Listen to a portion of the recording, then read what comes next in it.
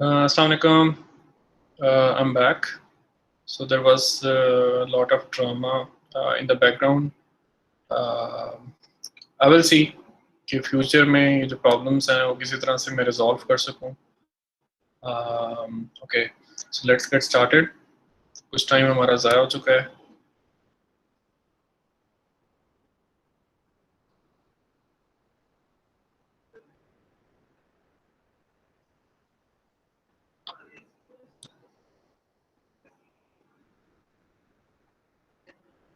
Let me share my screen.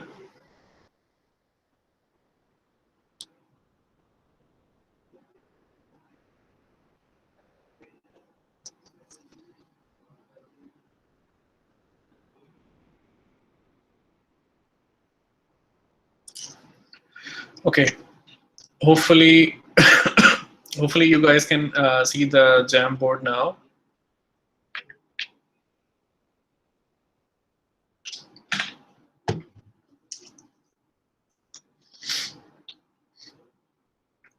Okay, एक तो ये चीज़ है कि आप लोगों का जो सेकंड ट्यूटोरियल सेशन है, it is suppose to be done next Friday, next Monday.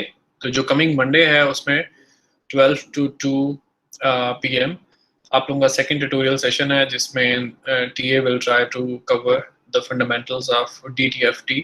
तो आप लोगों के कोई कंसर्न्स हों, रिजर्वेशंस हों, क्यूरियोसिटीज़ हों, तो हैव देम रेडी. तो मंडे वाले दिन आप जो है वो TA के साथ अपने DTFT से रिलेटेड जो क्वेश्चंस हैं वो शेयर कर सकते हैं. ओके, हम अपनी टेक्निकल डिस्कशन स्टार्ट करते हैं. प्रीवियस लेक्चर में हम लोगों ने we actually started Z transform, और उसमें फिर हमने वी डिड सम एग्जांपल्स. कुछ बेसिक एग्जांपल्स हम लोगों ने की थी to get some grasp on the fundamentals of Z transform. So Z transform is basically an analytical tool, एक mathematical tool है to analyze the LTI systems. तो LTI systems को frequency domain में अगर आपने analyze करना हो तो there are multiple ways. जैसे एक दो लेक्चर पहले हम लोग जो है आइगन फंक्शंस की बात कर रहे थे. इसके अलावा DTFT के जरिए भी आप फ्रीक्वेंसी डोमेन एनालिसिस कर सकते हैं LTI सिस्टम्स का. Z transform is yet another way to analyze the discrete time signals and discrete time systems in frequency domain. तो जो Z variable है, that is still a frequency variable, even though it is a complex variable, but still it represents frequency. तो Z transform हम क्यों कर रहे हैं, या भी आज के लेक्चर से या नेक्स्ट लेक्चर से हम इनवर्स Z ट्रांसफॉर्म भी डिस्कस करेंगे. तो why are we going to do that? क्योंकि जो Z ट्रांसफॉर्म है, तो this is one way to analyze the LTI systems. Okay, so what did we do in the previous lecture? So let me kind of refresh your memories on that. Okay, so I think the issue with my laptop is still there. It is freezing every once in a while. So let's see. Next time say I will try to arrange a different computer. Okay, तो Z transform हम लोग देख रहे थे पिछले lecture में, and I hope के you guys can hear me, और आई होप कि मेरी स्क्रीन भी आप लोगों के लिए विजिबल है. तो we did some basic examples, और by now I memorize them. तो मैं यहाँ पे वो डायरेक्टली लिखने लगा हूँ. तो हमने क्या किया था, we took a sequence a to power n u of n. हमने एक सीक्वेंस कंसीडर किया. इसको इन जनरल जो DSP के लोग हैं, they call it an exponential sequence, and then we took Z transform of it. ये डबल साइडेड एरो रिप्रेजेंट कर रहा है कि you have taken Z transform. तो यहाँ पे हम मेंशन भी कर देते हैं कि we are talking about Z transform. तो eventually what was the Z transform? What did we get? 1 over 1 minus a Z inverse, and what was the associated ROC, region of convergence? That was Z magnitude greater than A magnitude. So that is kind of what we derived actually in the previous lecture. पिछले lecture में हमने ये चीज derive की थी. आज मैं इसको डायरेक्टली लिख रहा हूँ क्योंकि I kind of memorize it. And it actually makes the things faster. तो ये रफली इसी तरह के या आप इसको मेमोराइज करेंगे या फिर आप लोग ये करेंगे कि we will be providing you guys with the tables, ऐसे टेबल जिनमें इंपॉर्टेंट जी ट्रांसफॉर्म पेयर्स होंगे या डीडीएफटी पेयर्स होंगे। तो if you guys do not believe in memorising the important expressions, so just look up these expressions from the tables. Okay, and then there was another exponential sequence in standard form. Standard form से जो मेरी मुराद है वो ये है कि आप कुछ यानी ऐसे सीक्वेंसेस लिख रहे हैं जिनके लिए आपके पास कॉम्पैक्ट और ब्यूटीफुल एक्सप्रेशंस आते हैं।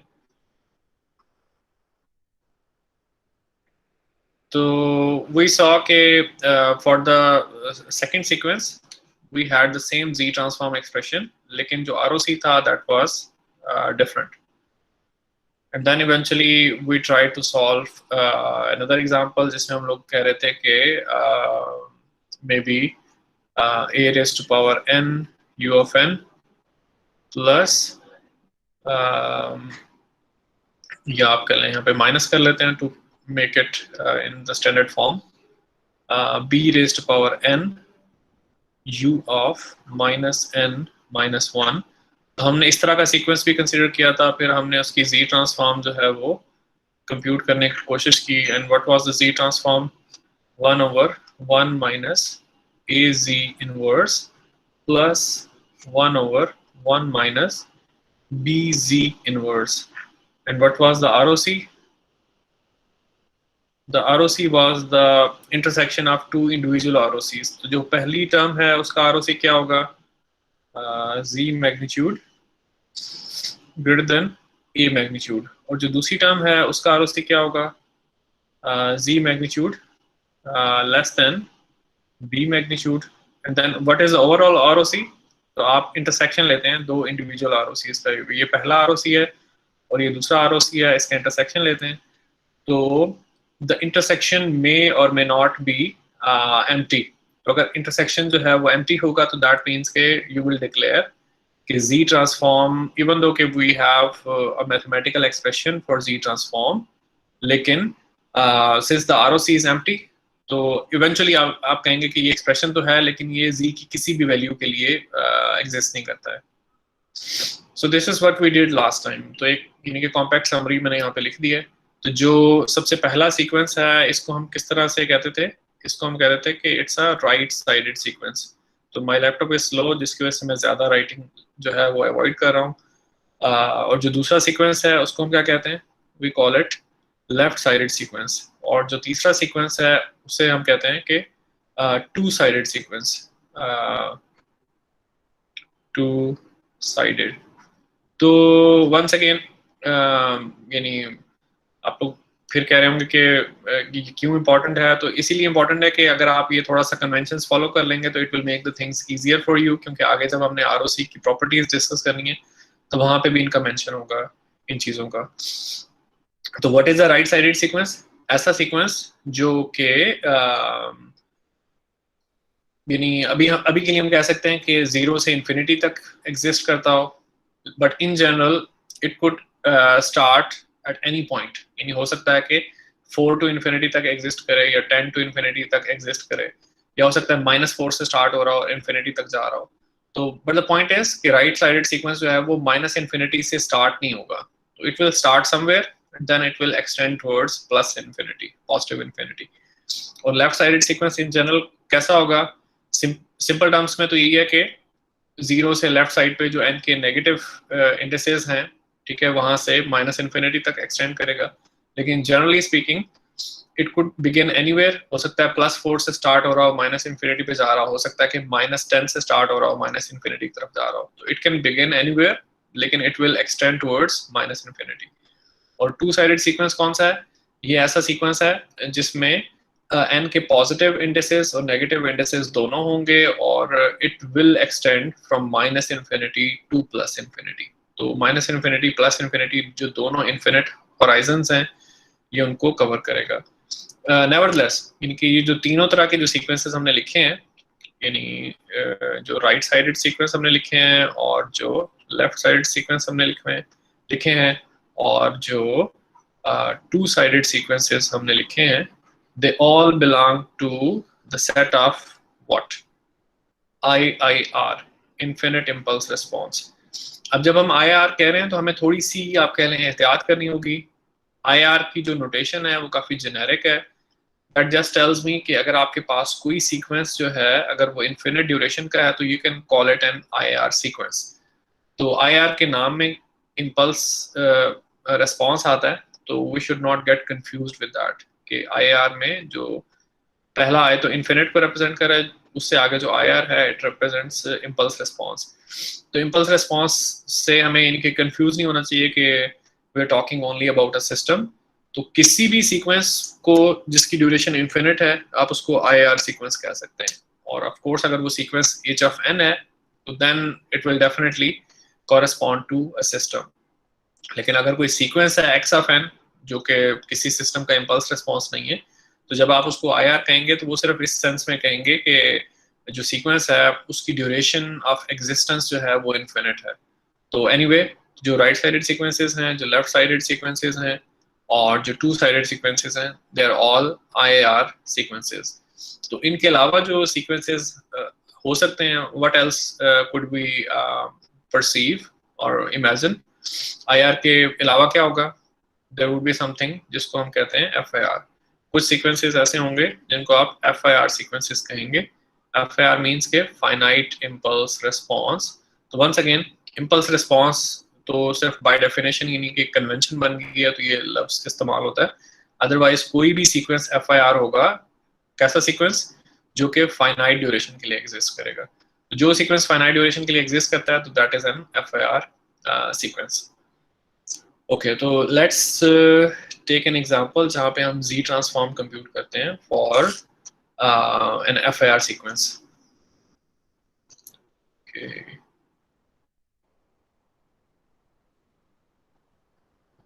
It is pretty slow today.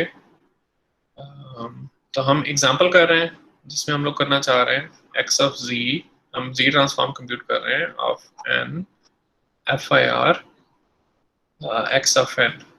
तो please make sure कि you do not get confused with what I have written. FIR X of n का मतलब ये है कि X of n is one such sequence जिसमें finite number of samples हैं, nothing else. तो फिर हम उसको लिख भी लेते हैं कि किस तरह का X of n हम कंसिडर कर रहे हैं। तो X of n is a sequence which is an exponential sequence a to power n, लेकिन अब ये infinite duration के लिए नहीं है, सिर्फ कुछ finite number of samples के लिए है। तो 0 से n-1, तो आपके पास टोटल n सैंपल्स हैं जिनके लिए ये सीक्वेंस 0 है and it is non zero है एंड इट इज 0 अदरवाइज। तो अगर आप इसको स्केच करेंगे तो व्हाट विल यू गेट, आपके पास 0 पे एक सैंपल होगा, उससे ऑनवर्ड कुछ सैंपल्स होंगे और right after capital N samples there will be 0, the sequence will be 0। उसके बाद कुछ भी नहीं है लेफ्ट साइड पे राइट साइड पे। तो इस सीक्वेंस के लिए हम X of Z कंप्यूट करना चाह रहे हैं, Z ट्रांसफॉर्म। तो let's apply the definition. We have the infinite sum which extends from minus infinity to plus infinity. X of n आप पुट करेंगे a to power n और then it gets multiplied with the kernel. और जब आप X of n को आप देख रहे हैं कि it exists only for finite duration, तो आपकी जो limits हैं they will get updated. तो लिमिट्स जो है आपकी 0 से n-1 तक जाएंगी और आप लिख सकते हैं आप जो आपका समेंट है यानी कि इनसाइड द समेशन जो भी चीज़ है तो आप उसको फर्दर यानी कि कॉम्पैक्ट नोटेशन में लिख सकते हैं। तो ये चीज़ हो गई एंड देन अब आपके पास क्या चीज़ है, व्हाट इज दिस फाइनाइट सम। ठीक है, इस फाइनाइट सम में फाइनाइट नंबर ऑफ टर्म्स हैं, तो it is once again a geometric series but with finite elements. इसके लिए हम फॉर्मूला लगाएंगे ज्योमेट्रिक सीरीज का। तो डिनोमिनेटर में we have 1 minus okay, I think I'm forgetting the definition. Okay, so let me look it up from the textbook. यानी कि जो फाइनाइट ज्योमेट्रिक सीरीज है उसके सम का फॉर्मूला हम देखना चाह रहे हैं।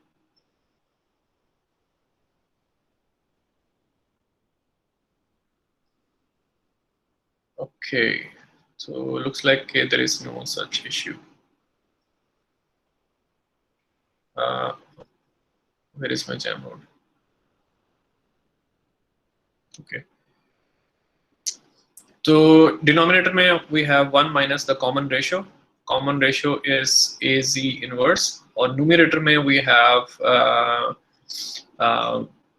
first term which is 1 क्योंकि पहली term है something raised to power 0 which is 1 और minus last term AZ inverse or raised to power n minus 1 AZ inverse raised to power n minus 1 and then we have what else we have the common ratio again AZ inverse. So I'm forgetting the formula a bit but it's once again nothing to worry about. तो हमारे पास जो total चीज बन गई है तो वो ये है 1 minus AZ inverse. तो रेज्ड पावर n minus 1 था और रेज्ड पावर 1 था तो टोटल पावर आपके पास n हो गई है. So this is what we have now. Okay, the next whiteboard. तो हमारे पास जो एक्सप्रेशन है x of z equals 1 minus AZ inverse raised to power n divided by 1 minus AZ inverse. अब हमने थोड़ी सी मैनिपुलेशन algebraic मैनिपुलेशन करनी है to actually figure out कि इसके पोल्स और जीरोस जो हैं वो कहाँ पे हैं. Okay, so 1 minus A divided by Z और numerator में क्या है 1 minus A divided by Z whole raised to power n. ठीक है और फिर I think we have to take LCMs on the numerator and denominator. Denominator में LCM लेंगे तो Z है Z minus A आ गया आपके पास और numerator में LCM लेंगे तो that will be यहाँ पे आपके पास Z to power n आएगा और फिर Z to power n minus A to power n. ठीक हो गया और फिर जो आपके पास अलजेब्रा के जो रूल्स हैं वो आप फॉलो करेंगे to keep making the progress. तो डिनोमिनेटर में जो कुछ भी है तो आप उसको इन्वर्ट कर सकते हैं. तो इवेंचुअली अब आपके पास क्या चीज़ आ गई है मैं इसको केयरफुली जो है वो सेपरेट कर लेता हूँ जो टर्म्स ऑफ इंटरेस्ट हैं. न्यूमरेटर में z to n minus a to n है, डिनोमिनेटर में z minus a है and then we have something z divided by z by n की वजह से तो 1 over z n minus 1. तो अब जहाँ पे हम आ गए हैं तो इसमें हमारे पास पोल्स की क्लैरिटी हमें आ गई है. ये कौन सा पोल है? This is the pole at A जहाँ पे भी ए होगा. और ये क्या चीज़ है? ये एक्चुअली ये है कि आपके पास n minus 1 पोल्स हैं एट ओरिजिन. आपके पास ओरिजिन पे n minus 1 पोल्स हैं. जो चीज़ लेफ्ट ओवर है तो वो ये न्यूमरेटर टर्म है. ये आपके पास जो आपको जीरोस हैं वो यहाँ से पता चलेंगे. तो this is what we get so far. तो हमने इसके जीरोस जो है हम पता चलाना चाह रहे हैं. तो इस पर्टिकुलर पॉलिनोमियल के लिए जीरोस हमने पता चलाने हैं. तो जीरोस क्या हैं? जो भी इस पॉलिनोमियल के रूट्स हैं. You will set this polynomial equal to 0. तो दैट टेल्स यू के z to n equals a to n. और अब ये nth ऑर्डर पॉलिनोमियल है तो इसके लिए n इसके रूट्स होने चाहिए और जितने भी रूट्स होंगे तो दे विल बी जीरोस. तो यहाँ पे एक nth ऑर्डर पॉलिनोमियल का जो रूट्स होते हैं वो पता चलाना इट्स क्वाइट ट्रिकी. यानी इसमें कोई स्ट्रेट फॉरवर्ड प्रोसीजर नहीं है. तो यहाँ पे जो कुछ भी मैं कर रहा हूँ तो दोज आर मैथमेटिकल ट्रिक्स. तो you can kind of practice them to feel good about them. Otherwise you guys already know कि अगर आपने सिस्टमैटिकली किसी पॉलिनोमियल के रूट्स फाइंड करने हैं तो उसके लिए हमारे पास जो फार्मूलाज हैं वो सेकंड ऑर्डर पॉलिनोमियल के लिए है जिसको हम क्वाड्रेटिक फार्मूला कहते हैं. इसी तरह थर्ड ऑर्डर पॉलिनोमियल्स के लिए हमारे पास क्यूबिक फार्मूला है. फोर्थ ऑर्डर पॉलिनोमियल्स के लिए हमारे पास क्वाड्रेटिक फार्मूला है. उससे ऑनवर्ड जो हायर ऑर्डर जो पॉलिनोमियल्स हैं ऑर्डर 5 ऑर्डर 6 7 8 9 10 से ऑनवर्ड तो उसके लिए आपके पास सिस्टमैटिक फार्मूला नहीं है. And then you have to use various kind of tricks to compute the roots. तो यहाँ पे nth ऑर्डर आपके पास पॉलिनोमियल है, it's a very special polynomial, इसका एक नाम है which I forgot for the moment, लेकिन इसके रूट्स हमने फाइंड करना है तो उसमें हम इंटरेस्टेड हैं। तो अब now I'm going to place some tricks which are not very difficult once you go through it. तो मैं इस चीज को मल्टीप्लाई कर रहा हूँ with e to j 2 pi, और I assume कि ये जो मल्टीप्लिकेशन है it does not hurt us, क्योंकि ये जो सारी चीज है that equals 1। तो अगर ये लिख लें तो it doesn't make any difference, क्योंकि e to j 2 pi जो है it is cosine 2 pi plus j sin 2 pi। तो कोसाइन जो है वो 2 पाई के मल्टीपल्स पे 1 है, और साइन जो है 2 पाई के मल्टीपल्स पे 0 है। तो ये सारी टर्म 1 है, तो इसको अगर आप ऐड कर लें तो कोई मसला नहीं। फिर मैं इसको थोड़ा सा मजीद सोफिस्टिकेट कर देता हूँ, मैं कहता हूँ कि it is actually e to j 2 pi k, और k क्या चीज़ है, k इज एन इंटीजर। अब चाहे 2 पाई हो या 2 पाई के मल्टीपल्स हो, this term will still be 1, ठीक है। तो ये टर्म हमेशा 1 ही रहेगी, चाहे 4 पाई हो, 6 पाई हो, 8 पाई हो या जो भी हो। तो उसके बाद once we convince ourselves कि we haven't done something which was not allowed, तो हमने जो किसी मैथमेटिकल रूल को वायलेट नहीं किया, तो we are going good। तो उसके बाद you just have to take the nth order square root on the both sides, दोनों तरफ आप जो है वो स्क्वायर रूट ले लें by n,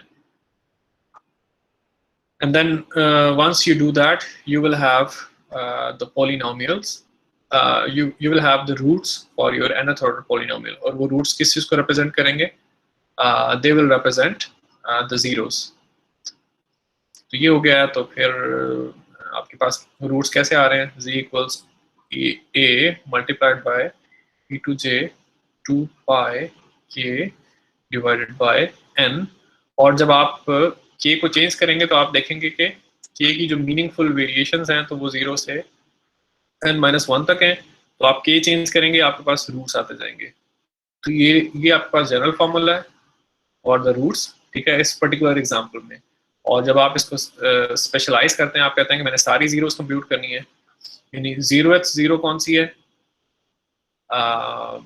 a, और मल्टीप्लाइड बाय यानी कि e to j 2 pi 0, तो e to पावर j 0 आपके पास बचेगा, ठीक है। तो कोसाइन 0 इज 1, साइन 0 इज 0, तो दैट इज a। फिर जो नेक्स्ट 0 है आपके पास वो कहाँ पे आएगी, a e to j 2 pi divided by n। फिर उससे जो नेक्स्ट आपके पास 0 है उसकी लोकेशन क्या है, इनके हम जीरोस की लोकेशन पता चला रहे हैं। तो 2 pi into 2 divided by n, ठीक है। और फिर आप उससे अगली 0 जो है वो देख सकते हैं, that is e to j 2 pi into 3 divided by n and so on. इसी तरह से आप जीरोस कंप्यूट करते रहेंगे।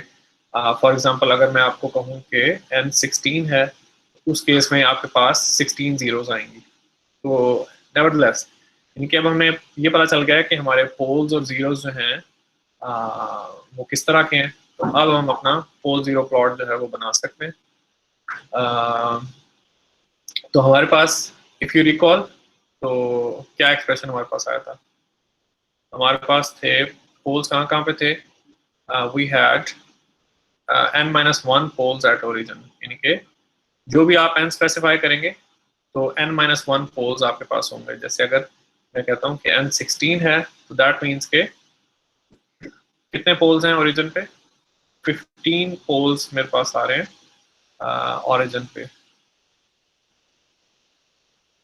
और इसी तरह से एक पोल और कहाँ पे था, there was another pole which was at a, ठीक है। then there was a pole at z equal to a, और फिर फर्दर क्या है, हमारे पास जो जीरोस हैं उनकी हमने प्लॉटिंग करनी है। तो जब आप जीरोस को प्लॉट करेंगे तो यू विल सी कि पहले ही आपके पास जो जीरो है वो a पे आ रही है, उससे अगली जीरो जो है वो 2 पाई बाय n पे है। तो अगर आप पाई n को 16 ले रहे हैं, जो पहली जीरो है तो वो कहाँ पे है, 2 पाई बाय n।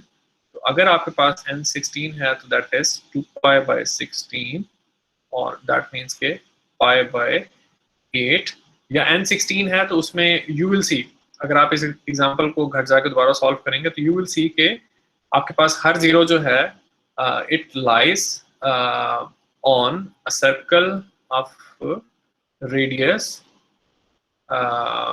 ए, ठीक है, और सिर्फ एंगल चेंज हो रहा है, यानी कि π/8 के एंगल पे एक जीरो है, फिर π/4 के एंगल पे अगली जीरो है, फिर π/2 के एंगल पे है, एंड सो ऑन। तो इस तरह से आपके पास जीरोस हैं।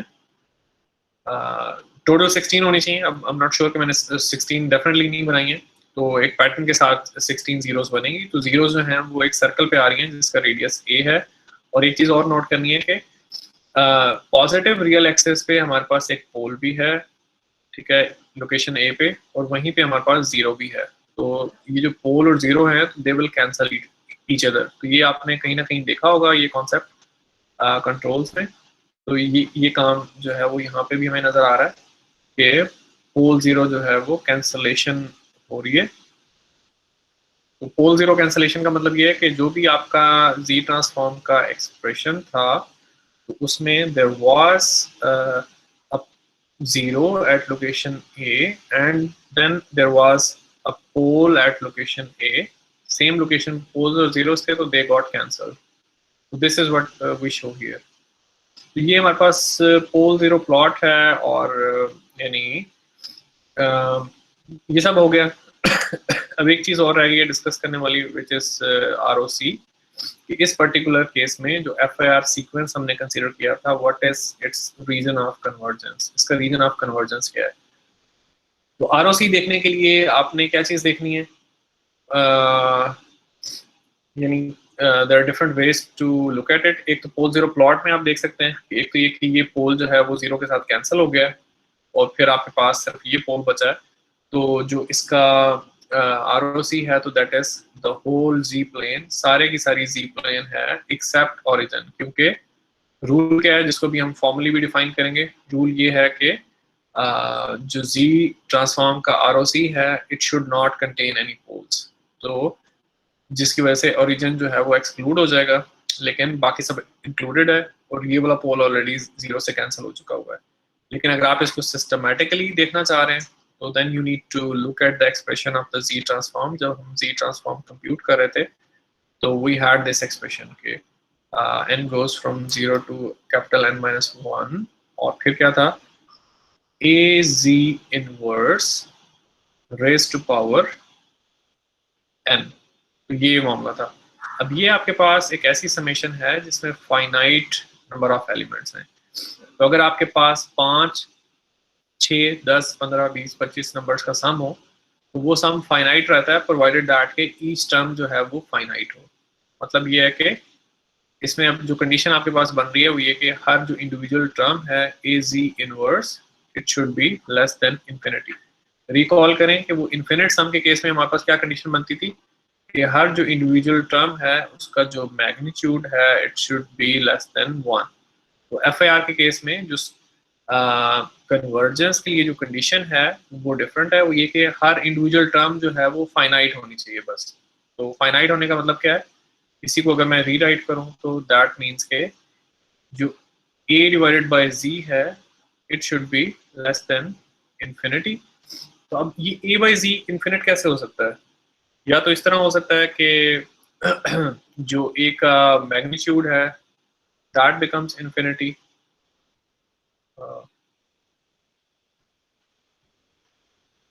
ओके, तो मैं इसको नई स्लाइड पे लिखता हूँ क्योंकि यहाँ पे काफी मैस हो गया।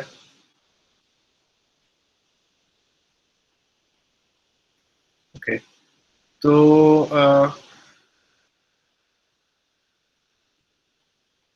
what was the expression for Z transform for an FIR sequence? AZ inverse raised to power n goes from 0 till n minus 1. फिर हम चाह रहे हैं कि that thing remains finite, कि less than infinity हो। उसका मतलब ये है कि हर जो individual term है तो वो finite हो। That means के आप इसको इस तरह से लिख लें for the ease of understanding कि A by Z जो है वो finite हो। और फिर आप कह रहे हैं कि इसका मतलब क्या है कि इधर A जो है वो फाइनाइट हो और जो Z है वो नॉन जीरो। तो बस यही है यानी अगर आपने a बाई z को इन्फिनिटी करना है तो या आप a को इन्फिनिटी चूज करेंगे या फिर आप z को 0 चूज करेंगे। तो this is what we have. तो ये हमारे पास ROC के लिए कंडीशन आई है for an FIR system. FIR system का ROC क्या है? ऑल z प्लेन एक्सेप्ट क्या चीज है? एक्सेप्ट ओरिजिन, यानी कि z इक्वल टू 0 के अलावा सारी z प्लेन है, और प्रोवाइडेड दैट, और कंडीशन क्या है कि जो भी आपका कांस्टेंट था a, ठीक है, तो दैट इज फाइनाइट। ठीक है, a को इन्फिनिटी आप चूज नहीं कर सकते। तो इन शॉर्ट यही है कि FIR सिस्टम जो हैं या FIR सीक्वेंसेस जो हैं उनका जो रीजन ऑफ कन्वर्जेंस है that is the whole z plane except origin. तो ये चीज हो गई, और now I want to move to the next thing which is the properties of ROC, but before that if you guys have any questions तो do let me know. कोई questions हैं आप लोगों के तो आप लोग बताएं।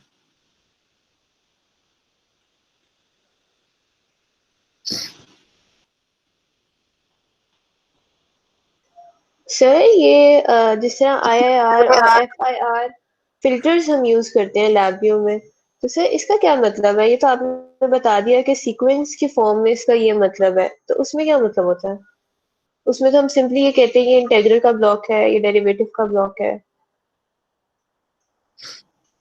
चलिए श्योर, यानी कि बहुत सारी इंटरप्रिटेशंस पॉसिबल हैं। अभी के लिए जो चीज़ आप लोगों के लिए इम्पोर्टेंट है एट दिस मोमेंट वो ये है कि जब हम DSP में किसी चीज़ को FIR कहेंगे या IR कहेंगे तो एक चीज़ की क्लैरिटी ज़रूर होनी चाहिए कि जो भी FIR सिस्टम होगा या सीक्वेंस होगा तो उसकी जो ड्यूरेशन ऑफ एग्जिस्टेंस है वो फाइनाइट होगी, यानी कि कुछ फाइनाइट नंबर ऑफ सैंपल्स होंगे, 5, 10, 15, 20। और IR सिस्टम या IR सीक्वेंस के जो सैंपल्स हैं वो इन्फिनिट हैं इन टर्म्स ऑफ नंबर और इन टर्म्स ऑफ ड्यूरेशन। फिर ये है कि अभी जैसे हमने कोई भी एक्साफेन लिख दिया, ठीक है, जिसमें 5, 10, 15, 20 सैंपल्स थे, तो अभी हम सिर्फ और सिर्फ उसकी जी ट्रांसफॉर्म जो है वो प्रैक्टिस कर रहे थे कि उसकी जी ट्रांसफॉर्म में पोल जीरोस कैसे होंगे, उसका ROC वगैरह कैसा होगा, ये सब चीज़ें।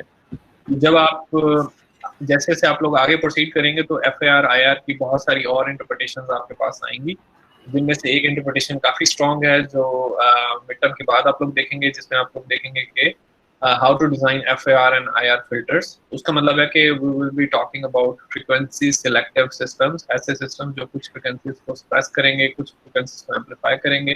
तो उनकी वही ट्रेडिशनल मीनिंग्स हैं, लो pass, high pass, band stop. तो वहाँ पे जब आप FIR लो पास फिल्टर की बात करेंगे या IR लो पास फिल्टर की बात करेंगे तो दैट मीन्स के एक ऐसा सिस्टम है जो कि लो फ्रिक्वेंसी कंपोनेंट्स को जाने दे रहा है क्योंकि वो लो पास है। लेकिन FIR है तो उसका क्या मतलब है कि उस इम्पल्स रिस्पॉन्स में फाइनाइट नंबर ऑफ सैंपल्स हैं, और IR है तो उसका मतलब है कि उसके इम्पल्स रिस्पॉन्स में इन्फिनिट नंबर ऑफ सैंपल्स हैं। फिर ये कि इम्पल्स रिस्पॉन्स फाइनाइट या इनफाइनाइट है, ऐसा क्या मतलब है? उसका ये मतलब है कि FIR सिस्टम के इनपुट पे इम्पल्स अप्लाई करेंगे, आपके पास आउटपुट 5, 10, 15 सैंपल्स आएंगे and then output will cease to exist, यानी आउटपुट 0 हो जाएगी। IR का मामला ये है कि आप लैब में गए हैं और आपने अपना सर्किट ऑन किया है और इनपुट अप्लाई किया है, फिर आपने आउटपुट जो है वो स्कोप पे या स्पेक्ट्रम एनालाइजर पे ऑब्जर्व करना स्टार्ट किया and then output keeps coming, output मुसलसल आ रही है और it's not decaying, it's not dropping to 0, और आप यानी कि फॉर एवर बैठे रहें तो आपके पास आउटपुट जो है उसके samples they will keep coming. This is what we mean by IR systems. तो ये चीजें हैं। तो डेरिवेटिव या इंटीग्रेशन उसका भी मामला है कि आई कीप फॉरगेटिंग, तो डेरिवेटिव और इंटीग्रल में से एक चीज जो है it is actually low pass filter, दूसरी चीज जो है वो हाई पास फिल्टर है। आई थिंक इंटीग्रेटर जो है दैट इज चलें, I will not make any assertion here. तो इनमें से एक चीज लो पास फिल्टरिंग करती है, एक चीज हाई पास फिल्टरिंग करती है, तो उस कॉन्टेक्स्ट में आपको ये चीजें नजर आती हैं। लेकिन अभी जिस स्टेज पे हम लोग हैं तो आप लोगों के लिए इंपॉर्टेंट है कि टेक्निकली FIR और IR क्या चीज़ है, यानी ऐसे सीक्वेंसेस जो फाइनाइट या इनफिनिट ड्यूरेशन के हैं तो उनके दरमियान डिस्क्रिमिनेशन, और अकॉर्डिंगली फिर उनके कैरेक्टरिस्टिक भी मुख्तलिफ होते हैं। जैसे IR सीक्वेंसेस जो हैं उनकी जी ट्रांसफॉर्म्स और तरह से बिहेव कर रही हैं, और जो FIR सिस्टम्स हैं उनकी जी ट्रांसफॉर्म्स जो हैं they behave in a different way, उनके ROCs डिफरेंट हैं, उनका पोल जीरो प्लॉट का जो पैटर्न है वो डिफरेंट है।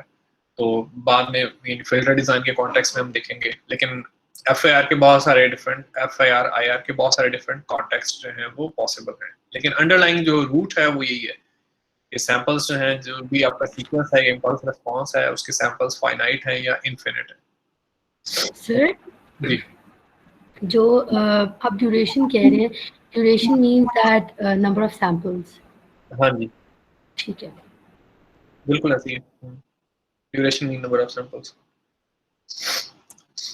ओके, तो if there are no further questions तो हम लोग अगली चीज की तरफ मूव करते हैं, which is the properties of ROC।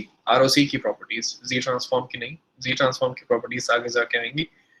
तो ROC की properties, और उसमें भी यही है कि ये जो भी मेरे पास राइटिंग का सेटअप है तो that is not very convenient, तो उसके जरिए सेंटेंसेस लिखना मुश्किल हो जाता है, यानी मैथमेटिकल एक्सप्रेशन फिर भी लिखे जा सकते हैं, जिसकी वजह से जो टेक्स्ट बुक है हमारी उससे हम इस चीज को गो थ्रू करें। तो टेक्स्ट बुक में प्रॉपर्टीज लिखी हुई हैं, तो let's go through those properties. तो कुछ ये हमारे पास टेबल भी है जिसमें इंपॉर्टेंट Z ट्रांसफॉर्म पेयर्स हैं, तो will be providing these tables to you during your midterm exams या final exams, supposing that के in person होते हैं। अगर कुछ और तरह के एग्जाम हुए, जैसे मतलब आप लोगों ने पिछले सेमेस्टर में अटेम्प्ट किए हैं, तो फिर तो situation will be all together different, क्योंकि टेक्स्ट बुक्स आप लोगों के पास शॉर्ट फॉर्म में घर में आपके पास होंगी। लेकिन अगर इन पर्सन एग्जाम्स होते हैं तो we will be providing you with all the important formulas and tables. Okay, ROC की प्रॉपर्टीज की हम बात कर रहे हैं, तो अब मैं यहाँ टेक्स्ट बुक से नेविगेट कर रहा हूँ, तो you guys can look at the properties by yourself. आप ये चीज़ें खुद रीड कर सकते हैं, और you guys can just listen to me. मैं इनको लिखना इसलिए अवॉइड कर रहा हूँ कि इट्स नॉट वेरी एफिशिएंट। अगर वाइट बोर्ड होता और अगर हम लोग क्लास में होते तो definitely I would love to write. तो there are certain number of properties, 8 properties यहाँ पे मेंशन्ड हैं, तो let's go through them one by one. जो पहली प्रॉपर्टी है, तो I am not able to appreciate it a lot, तो लेकिन स्टिल हम इससे गो थ्रू कर लेंगे। इट सेज के जो रीजन ऑफ कन्वर्जेंस है, तो it is either a ring और a disc in the Z plane centered at the horizon। maybe they want to tell us के जो ROC है तो उसकी शेप जो है वो रिंग या डिस्क के अलावा कुछ और नहीं होगी, यानी कि स्क्वायर नहीं होगी या ओवल नहीं होगी या कुछ और, तो maybe they are right in that way. यानी जो चीज़ वो लोग कहना चाह रहे हैं, let me bring the next Jamboard. तो वो लोग ये कहना चाह रहे हैं कि जो आपका ROC होगा Z प्लेन में, जिसमें यहाँ पे आपके पास रियल पार्ट होता है of your complex Z variable, और यहाँ पे आपके पास इमेजिनरी पार्ट होता है ऑफ योर Z वेरिएबल। तो आपका जो ROC है, it will either be a disc. तो there was some issue with my pen. Okay, disc का मतलब है कि सर्कल की बात हुई है। वो कह रहे हैं कि आपका ROC हो सकता है कि सर्कल हो, और वो कह रहे हैं कि या फिर आपका ROC जो है हो सकता है कि रिंग हो। रिंग का मतलब है कि 2 सर्कल्स आप लें और उनके दरमियान का region, just like a doughnut. ठीक है, तो श्योर, यानी इस तरह का ROC भी हम देख चुके हुए हैं, इस तरह का ROC भी हम देख चुके हुए हैं। इसके अलावा भी एक ROC हमने देखा था जिसमें हम सर्कल बनाते थे और फिर उससे बाहर बाहर का ROC हम देखते थे। तो for that region I do not like the first property very much, लेकिन since it's mentioned in the textbook, so let's just live with it। तो ये कह रहे हैं कि ROC जो है वो रिंग होगा या सर्कल होगा, डिस्क होगा, लेकिन it shouldn't look like a square या oval या कोई और शेप, श्योर। क्योंकि कॉम्प्लेक्स वेरिएबल है Z, तो उसमें जो कॉन्टोर्स बनते हैं, जहाँ पे Z का मैग्नीट्यूड जो है वो कांस्टेंट होता है, तो दोस कॉन्टोर्स आर ऑलवेज सर्कल्स। तो okay, next property है कि Fourier transform of x of n converges absolutely if and only if the ROC of the Z transform of x of n includes the unit circle। तो इस property को implicitly हम लोग utilise भी कर चुके हुए हैं, हम अपने प्रॉब्लम सॉल्विंग में हम इसका हवाला देते रहे हैं। तो दिस प्रॉपर्टी जस्ट सेज के अगर आपने एक Z ट्रांसफॉर्म कंप्यूट किया है, फिर उसका ROC जो है वो Z प्लेन में आपने स्केच किया है, और अगर ROC जो है उसमें यूनिट सर्कल इंक्लूडेड था, तो दैट मीन्स के the same Z transform expression could be utilized to compute the DTFT. यानी कि Z transform expression से DTFT expression कैसे लिखेंगे? Z को आप substitute करेंगे e to j omega and then you will have the Fourier transform of x of n. यानी आपको Fourier transform directly फिर by definition compute करने की जरूरत नहीं है. अगर ROC में यूनिट सर्कल आ गया हुआ है, ठीक है, शामिल हो गया, तो फिर आप जो है वो Z ट्रांसफॉर्म एक्सप्रेशन में ही Z को e to j omega substitute करें और आपके पास x of n की फोरियर ट्रांसफॉर्म आ जाएगी. और कन्वर्जेस क्या आप कह रहे हैं कि आपकी फोरियर ट्रांसफॉर्म कन्वर्ज कर रही है, तो दैट मीन्स के जो फोरियर ट्रांसफॉर्म का इन्फिनिट सम है, तो that gives you a finite answer. तो प्रॉपर्टी 2 हम ऑलरेडी एक्सरसाइज कर चुके हैं. प्रॉपर्टी 3 भी हम इम्प्लिसिटली इस पे बात करते रहे, और ये तो it's kind of easiest to verify and imagine. बाकी कुछ प्रॉपर्टीज ऐसी हैं कि जिनको प्रूफ करने के लिए we have to go in a rigorous way. हमें इनके काफ़ी सोफिस्टिकेटेड रीजनिंग हमें करनी पड़ती है, फिर हम प्रॉपर्टीज को अप्रिशिएट कर सकते हैं. लेकिन property 3 is the easiest to think about.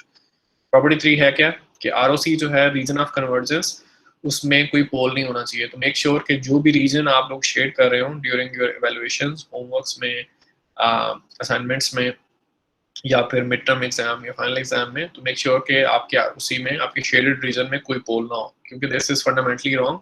क्यों?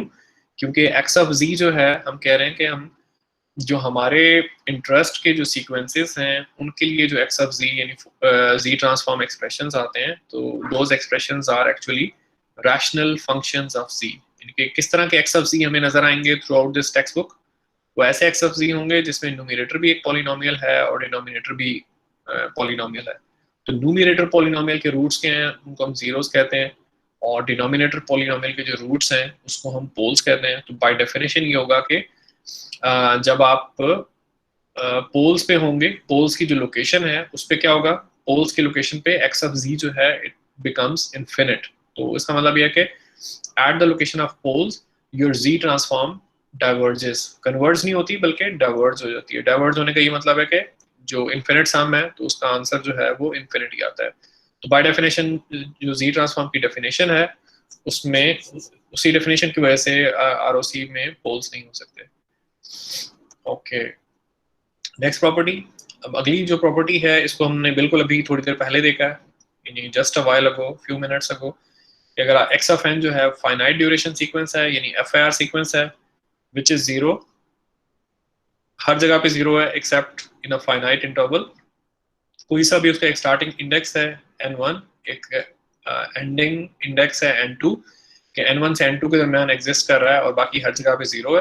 तो फिर ऐसे सीक्वेंस का यानी कि FIR सीक्वेंस का ROC क्या है? It is entire Z plane. इसमें थोड़ी सी आप कह लें कि एहतियात हमें करनी होती है कि हम देखते हैं कि ओरिजिन पे क्या मामला है और इन्फिनिटी पे क्या मामला है. जैसे अभी जो एग्जांपल हमने सॉल्व की थी उसमें क्या क्या सिचुएशन बनी थी कि there was an n-1 order pole at origin. ठीक है, जैसे हमने n को 16 एज्यूम किया था बगैर किसी वजह के, तो उसमें हमें पता चल रहा था कि हमारे पास 15 पोल्स थे ओरिजिन पे, तो दैट वाज एन इशू. यानी FIR सीक्वेंस के लिए सारी जो Z प्लेन है वो ROC है, हर जगह वो x of z का एक्सप्रेशन होल्ड कर रहा है सिवाय ओरिजिन के और कभी कभी इन्फिनिटी पे. तो z इक्वल टू 0 यानी ओरिजिन और z इक्वल टू इन्फिनिटी वाले जो पॉइंट्स हैं वो हमें चेक करने चाहिए कि वहाँ पे हमारा Z ट्रांसफॉर्म एक्सप्रेशन फाइनाइट है कि नहीं है. अदरवाइज FIR सीक्वेंस के लिए जो ROC है it is the whole Z plane. तो ये properties how do they help us? दे actually help us make the inference in a faster way. तो अभी हम इसको थोड़ा प्रैक्टिस करेंगे तो you will see कि कुछ चीज़ें हम फौरन बता सकते हैं अपने सिस्टम के बारे में without doing lot of effort. Property number 5. तो जो fifth property है that talks about a right-sided sequence. तो right-sided sequence कौन सा है? जो कि किसी भी finite index से start होके positive infinity तक extend होगा. ज़रूरी नहीं कि 0 से start हो, यानी it could begin at any starting index n1. तो जो n1 है वो पॉजिटिव भी हो सकता है, नेगेटिव भी हो सकता है, लेकिन फाइनाइट होगा और वहां से लेके पॉजिटिव इन्फिनिटी तक. तो राइट साइड पे ये प्रोपेगेट करता है सीक्वेंस, लेफ्ट साइड पे इसके सैंपल्स जो हैं वो 0 हो जाते हैं बियॉन्ड n1. n1 यानी n1 जो स्टार्टिंग इंडेक्स है उससे लेफ्ट साइड पे जाएंगे तो सैंपल्स जो है दे विल नॉट एग्जिस्ट. तो इस तरह का जो सीक्वेंस है इसको हम राइट साइडेड सीक्वेंस कहते हैं। और इस तरह के सीक्वेंस के लिए जो ROC के लिए आपके पास रूल ऑफ थंब है वो क्या है, वो ये कि whenever you get a right sided sequence compute its poles, 1 2 3 4 जितने भी पोल्स हो sketch them। और फिर ये होगा कि पोल्स क्योंकि कॉम्प्लेक्स हो सकते हैं, जरूरी नहीं कि हमेशा एक्स एक्सिस पे या वाई एक्सिस पे लाई करें, they could lie anywhere, in general the poles could be complex. तो फिर जो भी आपके पास आउटर मोस्ट पोल होगा, आउटर मोस्ट पोल का मतलब है कि ऐसा पोल जिसका मैग्नीट्यूड जो है वो सबसे ज्यादा हो, ठीक है। तो आप आउटर मोस्ट पोल जो है उसका एक रिंग बनाएंगे और उसका एक सर्कल बनाएंगे, ठीक है, उस रेडियस का जितना आउटर मोस्ट पोल की मैग्नीट्यूड होगी, ठीक है। और उससे बाहर बाहर जो भी आपके पास रीजन होगा तो that will be your region of convergence. And then जो आपके पास अगली प्रॉपर्टी है तो that is about a left sided sequence. तो लेफ्ट साइडेड सीक्वेंस की जो प्रॉपर्टी है वो कैसी होगी, what exactly is a left sided sequence, उसका एक स्टार्टिंग इंडेक्स होगा n2 और वो n2 से नेगेटिव इन्फिनिटी की तरफ एक्सटेंड करेगा। मींस ये कि n2 जो है उसकी राइट साइड पे देयर आर नो सैंपल्स, ठीक है। तो n2 कुड बी पॉजिटिव और नेगेटिव, लेकिन it is extending towards minus infinity. तो this is a left sided sequence. इस तरह के सीक्वेंस के लिए जो आपके पास रूल ऑफ थंब है to sketch the ROC in a quick way, ठीक है। तो रूल ऑफ थंब ये है कि जो भी उसके 1 2 3 4 पोल्स होंगे उनमें से जो इनर मोस्ट पोल होगा, इनर मोस्ट पोल का क्या मतलब है, ऐसा पोल जिसका जो मैग्नीट्यूड है वो सबसे कम हो। तो सबसे कम मैग्नीट्यूड का पोल देखें, उस रेडियस का आप सर्कल ड्रॉ करें और उस सर्कल के अंदर जो आपके पास रीजन बनेगा तो that will be the ROC और अ left sided sequence. Okay, next property 7th one ये है कि अगर आपके पास टू साइडेड सीक्वेंस है, टू साइडेड सीक्वेंस कैसा होगा कि जिसमें आपके पास जो सैंपल्स हैं दे extend from minus infinity two plus infinity. उसमें थ्रू आउट आपके पास सैंपल्स हैं, बीच में कुछ इंडिसेस मिस हो सकते हैं, लेकिन it begins at minus infinity and it ends at positive infinity. तो ये आपके पास टू साइडेड सीक्वेंस है। तो इसका क्या मामला है, इस केस में जो ROC के लिए रूल ऑफ थंब है वो ये कि it will B a ring, एक रिंग होगा, ठीक है, यानी कि दो सर्कल्स के दरमियान का जो रीजन है, ठीक है। और जो इनर सर्कल होगा तो वहां पे एक पोल होगा और जो आउटर सर्कल है वहां पे एक पोल होगा। तो दरमियान में जो रीजन्स हैं, जो भी रीजन बनेगा बिटवीन टू कंसेंट्रिक सर्कल्स, ऐसे सर्कल्स जिनका ओरिजिन सेम हो, तो उस दो सर्कल्स के बिटवीन का जो एरिया है तो that will be your region of convergence, and once again by definition ROC should not contain any poles. Okay, last property, property number 8, it says कि ROC must be a connected region। इसका मतलब यही है कि जो हमने पिछले lecture में इसको थोड़ा सा एक्सरसाइज कर लिया था। हमारे पास एक टू साइडेड सीक्वेंस था जिसमें जिसका एक कंपोनेंट लेफ्ट साइडेड था, दूसरा कंपोनेंट राइट साइडेड था, और फिर हमने पोल्स की वैल्यूज इस तरह से केयरफुली चूज की थी टू कंस्ट्रक्ट दिस एग्जांपल कि जिसमें ये हो रहा था कि लेफ्ट साइडेड सीक्वेंस जो था उसके लिए ROC was inside the small circle, और जो राइट साइडेड सीक्वेंस था उसके लिए जो ROC था that was outside the bigger circle. तो जो दो इंडिविजुअल ROCs थे we were able to sketch them, but when we took the intersection, जब हमने दोनों ROCs का इंटरसेक्शन लिया तो there was no overlap। तो इंटरसेक्शन के बाद we got an empty set। तो उसमें एक आपके पास यूनिक सिचुएशन बन गई थी कि you got a Z transform जिसका एक वैलिड मैथमेटिकल एक्सप्रेशन था, लेकिन वो एक्सप्रेशन जो है it was kind of futile और यूजलेस इन द सेंस के Z की किसी एक भी वैल्यू के लिए वो एक्सप्रेशन एग्जिस्ट नहीं करता है। It is an expression but it is of no use.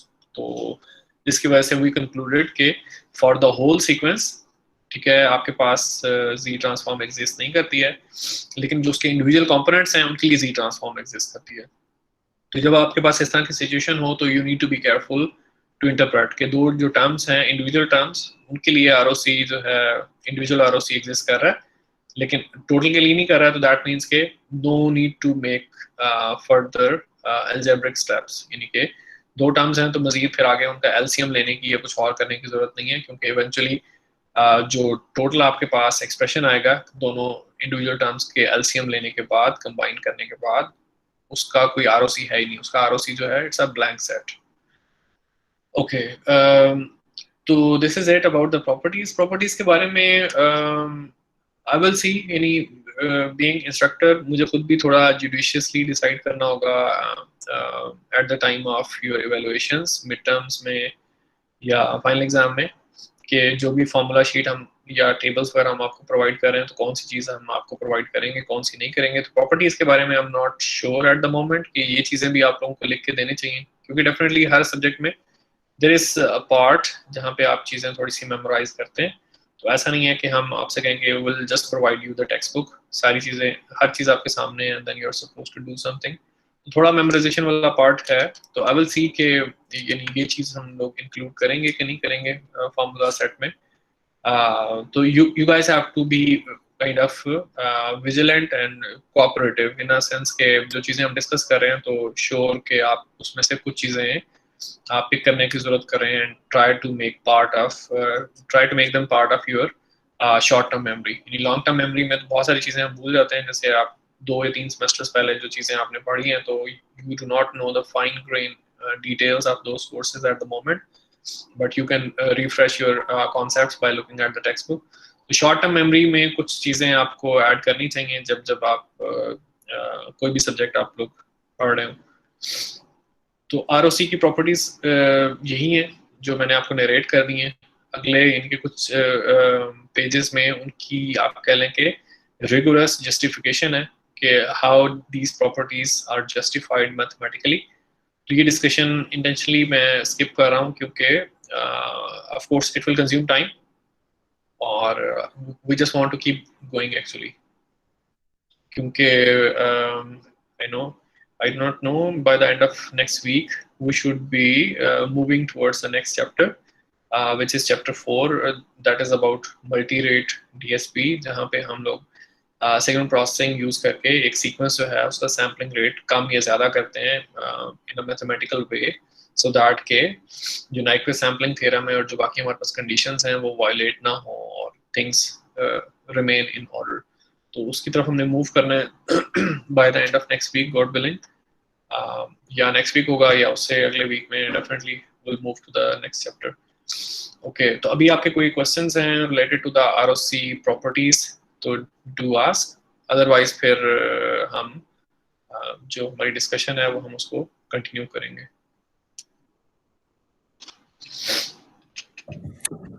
Sir जी बताएं। सर एक प्रॉपर्टी की आप स्केच कर सकते हैं सर, टू साइडेड प्रॉपर्टी है।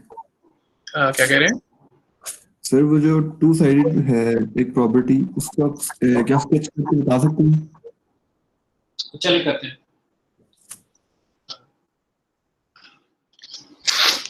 गिव मी अ मिनट, मैं यहाँ पे लैपटॉप की चार्जिंग में लगा लूँ।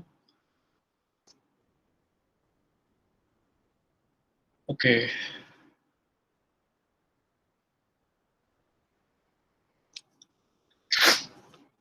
तो बल्कि हम यही एग्जांपल हम लोग लेके चलते हैं, ये जो टेक्स्ट बुक में एग्जांपल है, तो I think let me do it on the jam board. Okay, तो ये हमारे पास अब एक फिक्टिशियस स्केच है, उसके बारे में हम बात करेंगे। तो वहां से हमारे पास ये जो प्रॉपर्टीज हैं उनका यूज जो है वो थोड़ा सा इलेबोरेट हो जाएगा। तो जहां जहां पे हम जो भी टॉपिक कर रहे हो तो आपको थोड़ा सा उसमें इस तरह से विजिलेंट रहना है कि there are some qualitative discussions और कुछ क्वांटिटेटिव डिस्कशंस हैं। तो कुछ जगहों पे हम लिटरली जो है वो मैथमेटिकल एक्सप्रेशंस डिराइव कर रहे होते हैं, थोड़ा सा हम अलजेब्रा कर रहे होते हैं, और कुछ जगहों पे हम ज़बानी बात से जो है यानी कि यूजिंग सम नोन फैक्ट्स हम कोई अपना आप कह लें कि अच्छी कोई इन्फ्रेंस या कोई स्टेटमेंट देने की कोशिश कर रहे होते हैं। तो अभी जो आरओसी की प्रॉपर्टीज से रिलेटेड जो डिस्कशन है तो ये क्वालिटेटिव है नेचर में, यानी इसके लिए कोई हम मैथ नहीं कर रहे, इसके लिए सिंपली हमारे पास there are set of rules जिसके जरिए हम कोई अपना आप कह लें कि डिसीजन या अपनी वर्डिक्ट दे रहे हैं रिगार्डिंग अ प्रॉब्लम।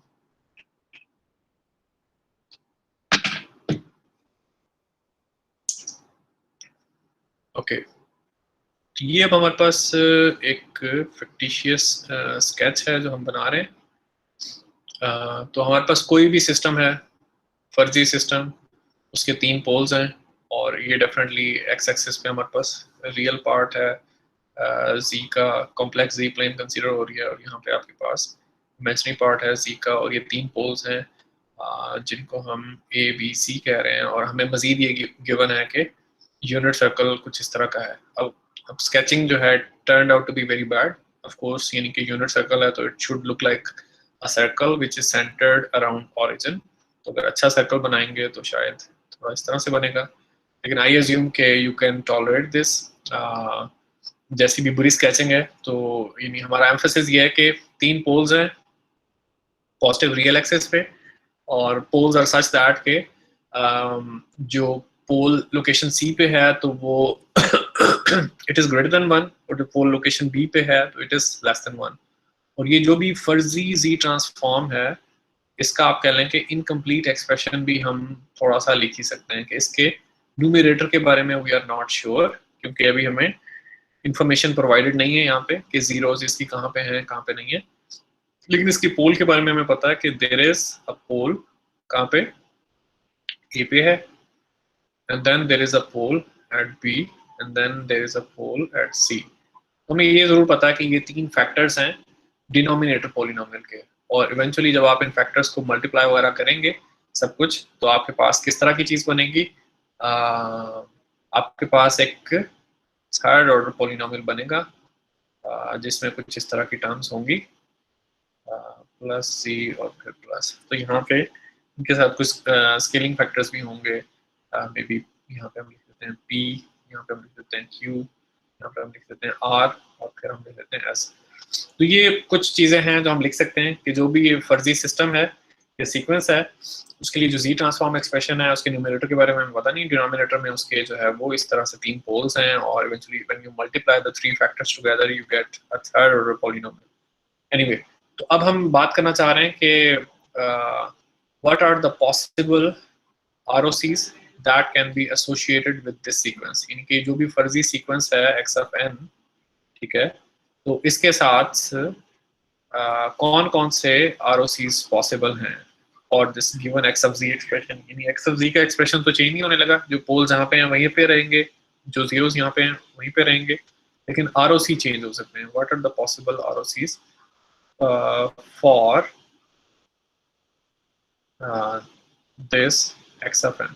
जो भी x of n है, ये x of z आप लिख लें स्लैश करके, ये डिनोमिनेटर नहीं लिखा मैंने, स्लैश है। तो कौन कौन से ROCs पॉसिबल हैं विद दिस पर्टिकुलर स्केच, ठीक है। तो अब जो आपकी डेफिनेशंस हैं वो आप यूटिलाइज कर सकते हैं to make the possible ROCs। तो क्लेम है इसके 4 जो हैं ROCs वो पॉसिबल हैं with this given pole zero sketch, ठीक है। और pole zero sketch में क्या मामला है कि आपके पास 3 पोल्स हैं, क्योंकि इट्स अ सिंपल एग्जांपल, तो पोल्स जो हैं बस वो they are kind of arrange such that के एक पोल जो है वो स्मॉलेस्ट एक बिगेस्ट है और एक दरमियान में, और यूनिट सर्कल का रोल भी हमें पता है। ओके, तो अब जो ROC की डेफिनेशंस हैं उसके मुताबिक ये हो सकता है कि अगर मैं एज्यूम करूं कि ये जो सबसे पहला केस है, ये पहली पॉसिबिलिटी है, दूसरी पॉसिबिलिटी है, तीसरी पॉसिबिलिटी है और फोर्थ पॉसिबिलिटी है। तो अभी जब हम ये सारे पॉसिबल ROC स्केच करेंगे तो आई एज्यूम के you will get the answer to your question. अभी जो क्वेश्चन आपने पूछा था तो उसका जवाब आपको होपफुली यहाँ पे मिलेगा। तो पहले जो पहली पॉसिबिलिटी है उसमें मैं खुद से अज्यूम कर लेता हूँ कि जो मेरा x of n था that was a left sided sequence. उस केस में क्या होगा कि जो इनर मोस्ट पोल है उससे इनवर्ड ROC होना चाहिए। इनर मोस्ट पोल का मतलब है कि ऐसा पोल जिसकी मैग्नीट्यूड सबसे कम है, तो इट इज दिस पोल जो लोकेशन A पे था, ठीक है। तो आप इस पोल के रेडियस का सर्कल बनाएंगे और उसके इनसाइड जो कुछ भी है तो दैट इज द ROC। अब जो दूसरी पॉसिबिलिटी है उसमें मैं अज्यूम करता हूँ कि मेरा जो x of n है that was a right sided sequence. Right sided sequence के लिए हमने प्रॉपर्टी, इनकी प्रॉपर्टी की जो नंबरिंग है वो इम्पोर्टेंट नहीं है कि आप उस तरह से ज़बानी याद करेंगे। राइट साइड सीक्वेंस की प्रॉपर्टी जो है दैट इज प्रॉपर्टी नंबर 5 और 6 जो उसमें बात की गई है वो इंपॉर्टेंट है। तो राइट साइडेड सीक्वेंस के लिए आरओसी के लिए रूल क्या है कि you first find the outer most pole. Outer most pole कौन सा है? जो लोकेशन सी पे है। Draw a circle with radius, कितना रेडियस हो उसका रेडियस होगा सी। तो ये ड्रॉ हो गया और आउटर मोस्ट पोल से बाहर बाहर का जो रीजन है दैट इज योर आरओसी। तो अगर एक्स ऑफ एन जो है वो राइट साइडेड है तो ये आपके पास आरओसी जो है वो बन रहा है। तो वंस अगेन अब ये जो कुछ भी हम कर रहे हैं तो that is like we are eating candies, ठीक है, क्योंकि ये it is just food for thought.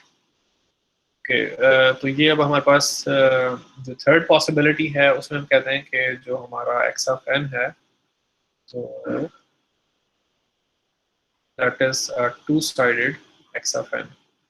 तो two sided x of N में क्या होना था? Recall from the properties, it should be a ring. और उस रिंग में भी मजीद स्पेसिफिकेशन ये होती है कि रिंग का मतलब है कि दो कंसेंट्रिक सर्कल्स हैं। दो सर्कल्स जो हैं, each circle should have a pole on its periphery, ठीक है, उसकी बाउंड्री पे। तो आप या तो दो सर्कल इस तरह के बना सकते हैं पहले दो पोल्स को यूज करके, ये, और इनके दरमियान का जो रीजन है that will be your ROC. या फिर आप दो सर्कल्स हैं वो जो अगले दो पोल्स हैं उनको यूज करके आप बना सकते हैं, ठीक है। तो ये आपके पास आरओसी होगा। जो जो जो फोर्थ पॉसिबिलिटी है that is also about a two sided sequence, two sided x of N.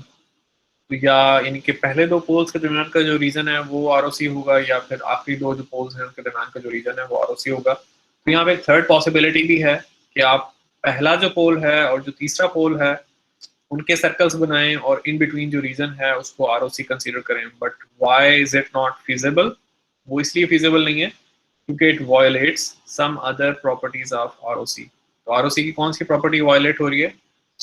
That property which says के ROC can not include a pole. तो जब आप पहला जो पोल है जो लोकेशन ए पे है और जो तीसरा पोल है जो लोकेशन सी पे है उनके रेडियस के सर्कल्स बनाएंगे और दरमियान के एरिया को आप आरओसी मार्क करेंगे, तो जो पोल है at location B that will also be that will also get included in the ROC. तो आरओसी में वो शामिल हो जाएगा विच इज़ नॉट अलाउड, ठीक है। फिर एक चीज़ ये हो सकती है, let me sketch that case here so that के कोई एम्बिग्विटी ना रहे। पहला पोल है, दूसरा है और तीसरा है। हम कह रहे हैं कि एक पॉसिबिलिटी ये भी बन रही है कि हम पहले पोल की रेडियस का यानी रेडियस ए का सर्कल बनाएं और फिर तीसरे पोल की रेडियस का इनके रेडियस सी का सर्कल बनाएं और दरमियान में हर चीज़ जो है वो उसको आरओसी डिक्लेयर कर दें। लेकिन इसमें मसला क्या आ रहा है? किस आरओसी में? ये पोल आ रहा है which is at location B. फिर आप एक काम ये कर सकते हैं कि एक इंतहाई छोटा सा रीजन जो है वो मार्क कर दें। आप कहें कि इसको एक्सक्लूड कर लें और फिर जो बाकी रीजन है तो वो हो। तो अगर आप इसको एक्सक्लूड करेंगे तो फिर आपके पास वो प्रॉपर्टी जो है वो वायलेट होगी विच सेज के ROC must be a connected region. तो यहाँ पे ये होगा कि ये जो रीजन है और ये जो रीजन है ये आपस में डिसकनेक्ट हो गए हैं because there is something in between. तो यहाँ पे एक डिसकनेक्टिविटी आ गई है। तो दैट्स द थिंग। तो ये जो फर्जी स्केच हम लोगों ने बनाया था तो उसके कॉरेस्पॉन्डिंग जो है आपके पास 4 आरओसीज जो हैं वो पॉसिबल हैं। ओके, तो लेट मी प्रोसीड फर्दर, ठीक है। तो ये वो स्केचिंग्स हैं जो अभी हमने डिस्कस की हैं, तो ये टेक्स्ट बुक में की हुई हैं, ठीक है। उनकी जो ऑर्डरिंग है वो थोड़ी डिफरेंट है। पहले केस में उन्होंने राइट साइडेड सीक्वेंस अज्यूम किया, दूसरे में लेफ्ट साइडेड, और तीसरे केस में उन्होंने टू साइडेड सीक्वेंस कंसीडर किया जिसके कॉरेस्पॉन्डिंग 2 रिंग्स जो है वो बन रहे हैं।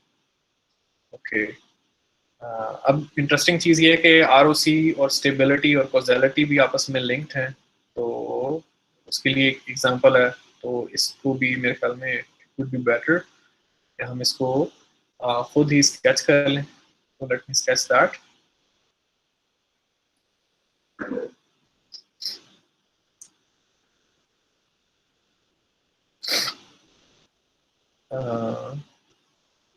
ओके, एक और फर्जी स्केच है, ठीक है, और इसको यानी आप फूड फॉर थॉट आप कह लें, या फिर इसको कई दफ़ा आप वो चीज़ भी कह सकते हैं जो हम ऑलरेडी लोग करते हैं, यानी इसको आप पहेलियाँ भी कह सकते हैं, यानी पूछो तो जानने टाइप की चीज़ें, कि हम मैथमेटिकल पजल्स एक तरह से सॉल्व करने की कोशिश कर रहे हैं।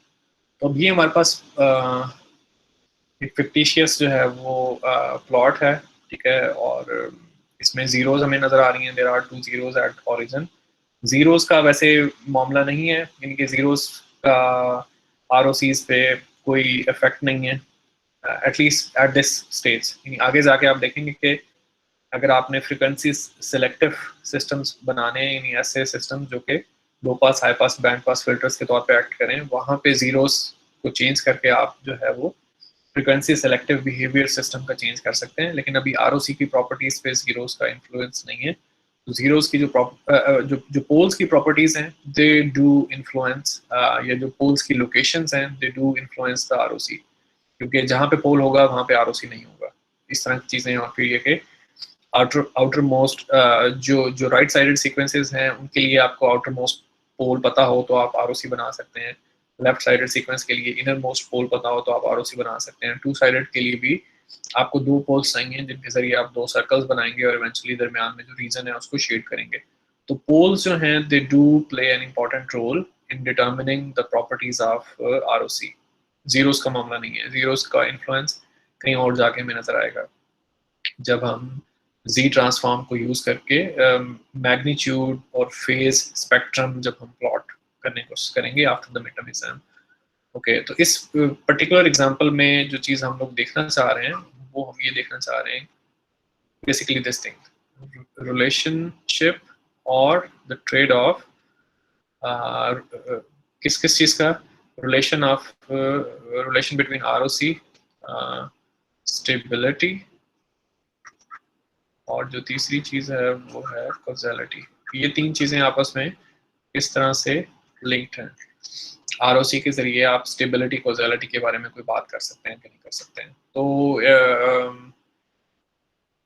इट इज़ सिंपल, यानी मुश्किल नहीं है। कॉजेलिटी का कैसे पता चलेगा? जो भी आपके पास टू साइडेड सीक्वेंसेस हैं, जो आपको आरओसी में कैसे नजर आते हैं, जिनका आरओसी होता है एक रिंग की तरह से। तो टू साइडेड सीक्वेंसेस जो हैं, what kind of sequences they are non causal, क्योंकि एक कॉजल सीक्वेंस कौन सा होगा? जो n की नेगेटिव इंडिसेस के लिए एग्जिस्ट ना करता हो। इसी तरह से स्टेबिलिटी का क्या मामला है कि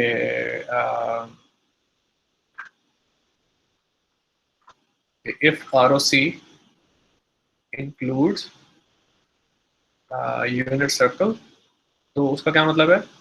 अगर आरओसी यूनिट सर्कल को इंक्लूड कर रही है, दैट मीन्स के what does that imply? It imply के DTFT एग्जिस्ट, ये चीज़ है। और DTFT जब जब एग्जिस्ट करती है तो दैट फर्दर इम्प्लाइज व्हाट?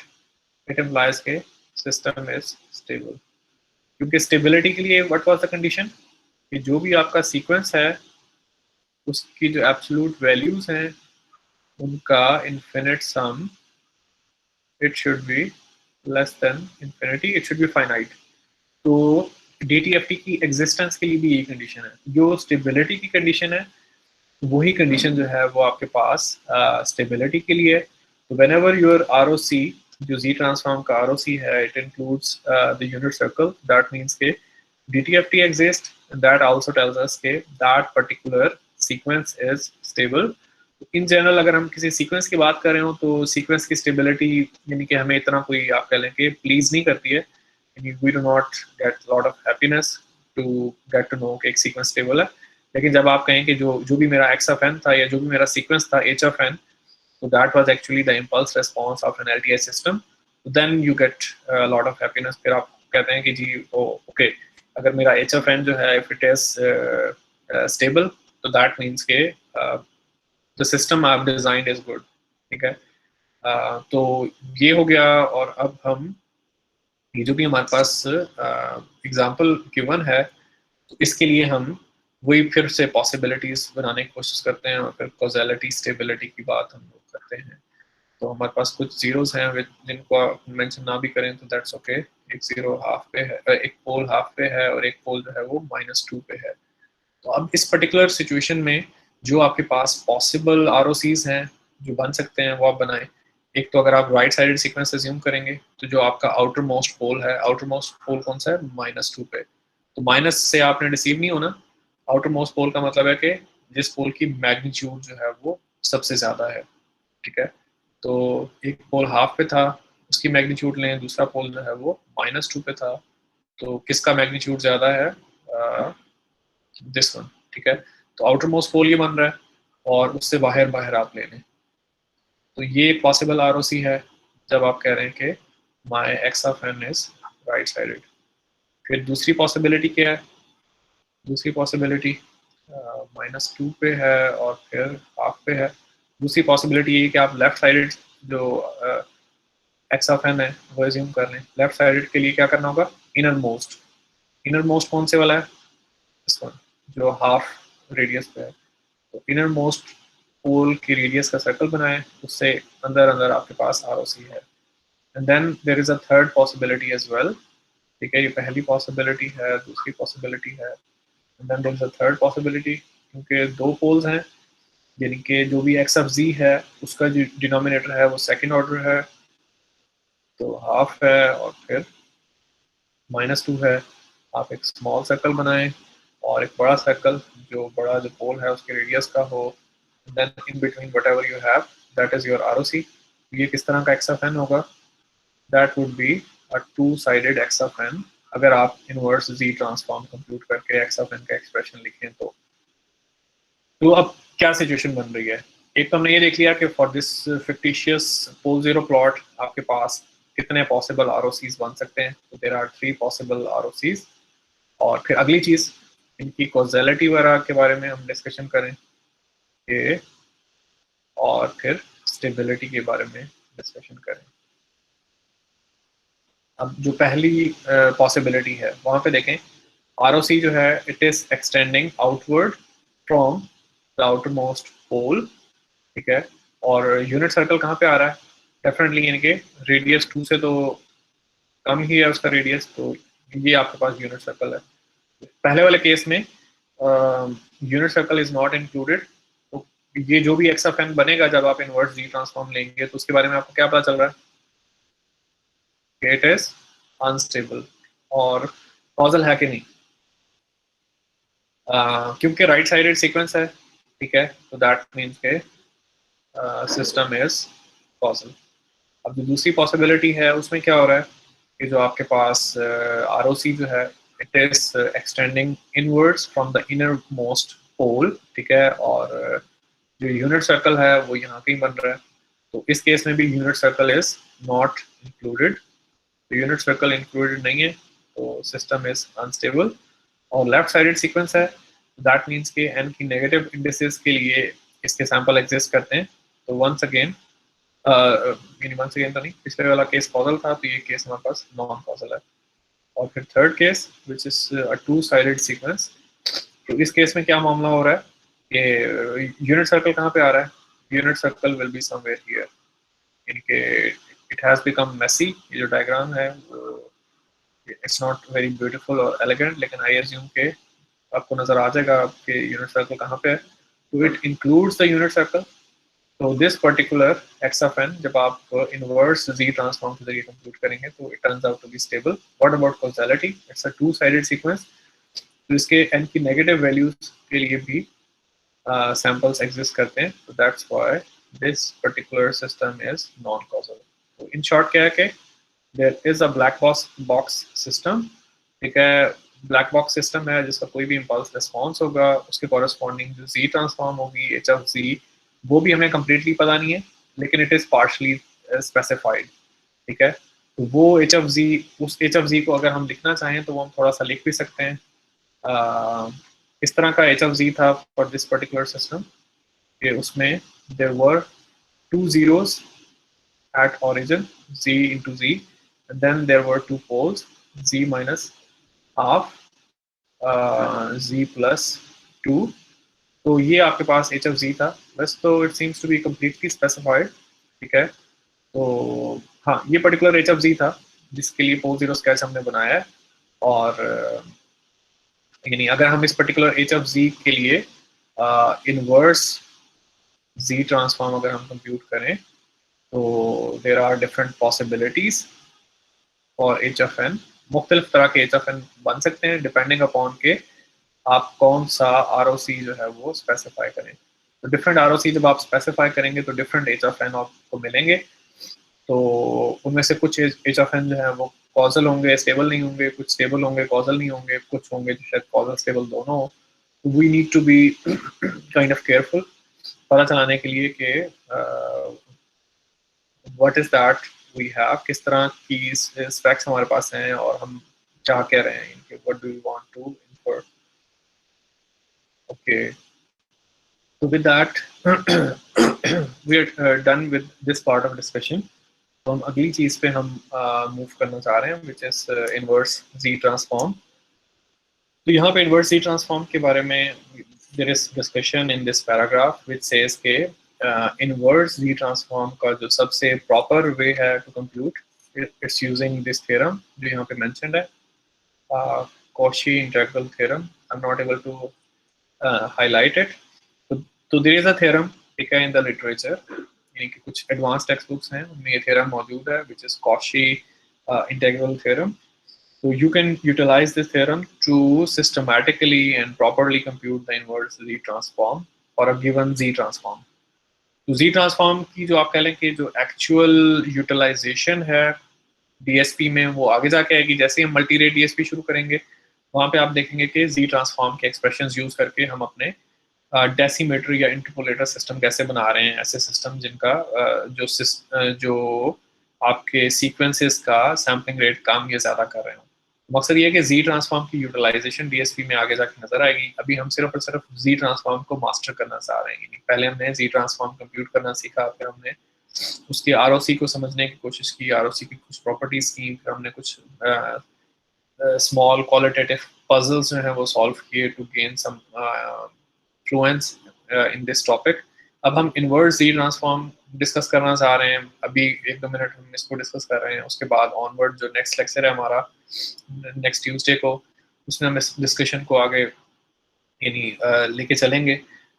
तो इनवर्स Z ट्रांसफॉर्म के बाद मेरे ख्याल में जो नेक्स्ट टॉपिक हमारे पास आएगा that will be the properties of Z transform and then will be kind of get done with this chapter. That doesn't mean कि Z ट्रांसफॉर्म की डिस्कशन हमने एग्जॉस्ट कर ली है। आजकल के दिनों में आप जिस भी डोमेन में चले जाएं तो देयर आर स्पेशलाइजेशंस। तो Z ट्रांसफॉर्म में भी कुछ ना कुछ कटिंग एज होगा, लेकिन हम उसकी तरफ नहीं जा रहे हैं। हमने ऑपरेशनल नॉलेज जो है इसके बारे में गेन किया है और कुछ मज़ीद करना है। And once we are done with inverse Z transform and Z transform properties पे हम अगले चैप्टर में जा रहे हैं which is about multi rate DSP। Okay, तो इनवर्स Z ट्रांसफॉर्म जो है जैसे हमने कहा कि Cauchy इंटीग्रल थ्योरम के जरिए आप इसको सिस्टमैटिकली कंप्यूट कर सकते हैं, but that is a bit sophisticated deal. तो जिसकी वजह से इवन जो ऑथर्स हैं they haven't preferred to make a section on this, कि उन्होंने ये नहीं कहा है कि इसके जरिए हमें इनवर्स Z ट्रांसफॉर्म कंप्यूट करनी चाहिए। rather they are also preferring कि आप informally Z ट्रांसफॉर्म कंप्यूट करने की कोशिश करें। तो उसके लिए there are multiple methods। तो पहले मेथड को they call inspection method। तो मैं इसको inspection method की बजाय जो सादा अल्फाज में आपको कहूँगा it's more like based upon अगर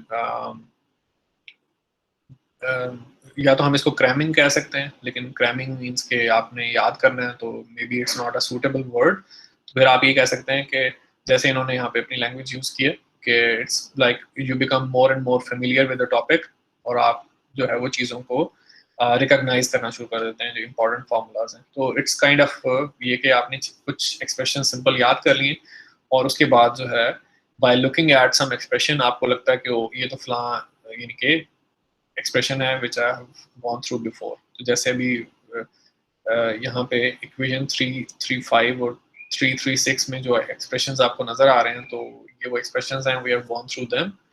तो एक एक्सपोनेंशियल सीक्वेंस जो कि राइट साइडेड सीक्वेंस है उसकी क्या Z ट्रांसफॉर्म होगी, उसका ROC क्या होगा, और अगर उसका हमें इनवर्स Z ट्रांसफॉर्म कंप्यूट करनी है तो इंस्पेक्शन मेथड जस्ट मीन्स के यू मेमोराइज द थिंग्स और आप फिर टेबल से देख के बताएं या फिर you just kind of rely upon your memory.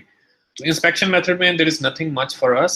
इसमें कोई ऐसी बात नहीं है सिवाय इसके कि अगर हम आपको टेबल्स वगैरह प्रोवाइड करते हैं विद Z ट्रांसफॉर्म पेयर्स, तो फिर आपको नजर आता है कि जो सीक्वेंस आपसे एग्जाम में पूछा गया उसकी Z ट्रांसफॉर्म एग्जिस्ट करती है उस पर्टिकुलर टेबल में, फिर आप उसका हवाला दे सकते हैं कि आपने टेबल से देखा है या आपने इंस्पेक्शन किया है तो आपको पता चल गया कि इस पर्टिकुलर सीक्वेंस के लिए ये Z ट्रांसफॉर्म है या इस Z ट्रांसफॉर्म के लिए फलां जो है वो सीक्वेंस है इनवर्स Z ट्रांसफॉर्म। तो जो सिस्टमैटिक चीज़ है वो यही है which is still not very formal, क्योंकि सबसे फॉर्मल चीज़ वही है जो कॉची इंटीग्रल थ्योरम है, लेकिन यहाँ पे partial fraction is still meaningful way to compute Z transform.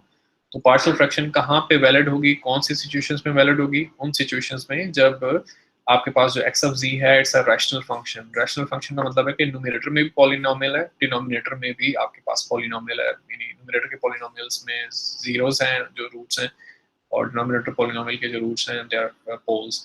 जब भी आपके पास रैशनल x of z होगा then you can utilize the partial fraction expansion. तो इसमें थोड़ा सा जब भी हम ये करेंगे अगले लेक्चर में तो हमें अपने पार्शियल फ्रैक्शन के जो कॉन्सेप्ट्स हैं वो रिवाइव करने पड़ेंगे। व्हाट आर दोस कॉन्सेप्ट्स कि जब न्यूमरेटर डिनोमिनेटर से छोटा है, न्यूमरेटर पॉलिनोमियल का जो ऑर्डर है, तो उस केस में हम थोड़ा और तरह से प्रोसीड करते हैं। When the numerator polynomial has the degree which is greater than the denominator polynomial degree, तो उस केस में हम थोड़ा और तरह से प्रोसीड करते हैं, यानी पहले हम लॉन्ग डिवीजन करते हैं और फिर ये कि आपके पास डिनोमिनेटर पॉलिनोमियल में आपके पास रिपीटेड रूट्स आते हैं कि नहीं, यानी कि ऐसे रूट्स या ऐसे पोल्स जो कि सेम लोकेशन पे लाई कर रहे हो। तो it's mainly about refreshing your concepts about partial fractions जो आपने controls में या उससे पहले maths की जो classes आपने पढ़ी हैं यहाँ पे ITU में, तो उनको आपने दोबारा से revive करना है, तो we'll do it together next time। तो partial fraction method है inverse Z transform के लिए। उसके अलावा there is a method which is called power series expansion। तो जो Z transform itself है तो that is a power series और specifically it's a Laurent series। तो power series expansion के जरिए भी फिर आप जो है वो inverse Z transform compute कर सकते हैं, especially for FAR systems। तो अगले लेक्चर में इस पर बात होगी। अभी के लिए मैं यहाँ पे स्टॉप करना चाह रहा हूँ। आप लोग अपनी अटेंडेंस मार्क कर लें गूगल क्लासरूम। आई अज्यूम के टीए ने वहाँ पे क्वेश्चन जनरेट किया हुआ है और कोई क्वेश्चंस हैं तो आप लोग पूछ सकते हैं।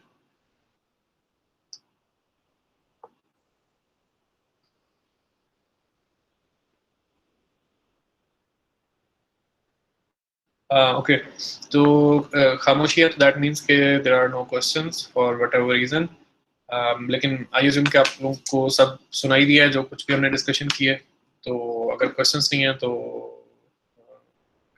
कॉजेलिटी अगेन इसको थोड़ा सा मजीद elaborate, I am not sure कि आप करें या नहीं करें। अभी हमने कॉजेलिटी जो है वो डिस्कस की थी इन कनेक्शन विद ROC। तो कॉजेलिटी बहुत तरह से आप उस पर बात कर सकते हैं। कॉजेलिटी को उसकी जो सबसे पहले LTS सिस्टम्स की कॉजेलिटी की जो डेफिनेशन हम लेके चले थे उसके जरिए भी आप देख सकते हैं कि ऐसा आपके पास सीक्वेंस या यानी सबसे पहले हमने कॉजेलिटी की डेफिनेशन देखी थी कि ऐसा सिस्टम जिसमें जो आउटपुट है उसका जो करंट टाइम इंस्टेंट पे जो आउटपुट है वो फ्यूचर टाइम इंस्टेंट के इनपुट्स पे डिपेंड ना करे। तो ये हमारे पास कॉजल सिस्टम की एक डेफिनेशन थी। फिर जब हम इम्पल्स रिस्पांस की टर्म में हमने कॉजेलिटी डिफाइन की थी तो हमने कहा था कि ऐसे सिस्टम्स कॉजल होते हैं जिनका इम्पल्स रिस्पांस जो है वो 0 होता है for negative indices of n। तो आज जो हम कॉजेलिटी की बात कर रहे हैं वो कर रहे हैं इन टर्म्स ऑफ ROCs। तो ROCs की टर्म्स में यही है कि